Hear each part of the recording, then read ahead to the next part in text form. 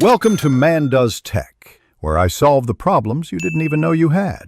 You start by confirming prerequisites: Roblox Studio installed, command bar enabled, and a test place ready. Open your place, turn on the command bar from view, then open the output with F9 so you see errors. Once done, make sure autosave is off for experimentation and create a duplicate place to avoid breaking work. Now type small commands like print hello to validate the environment. This first check shows that the command line is live and reporting results. Next, focus on how to run and inspect.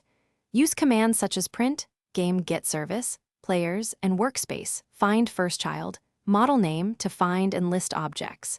When you need a single line evaluation, type it directly in the command bar and press enter. For multi-line code, use the script editor.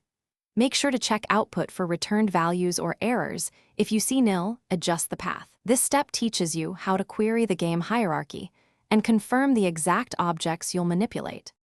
Finally, perform changes and secure them. Use direct assignments like workspace, model, part, brick color equals brick color, new, bright red, or move objects by setting position, wrap risky calls in pcall function, end to capture errors without crashing the session. Once you run a command, confirm the change visually and in output.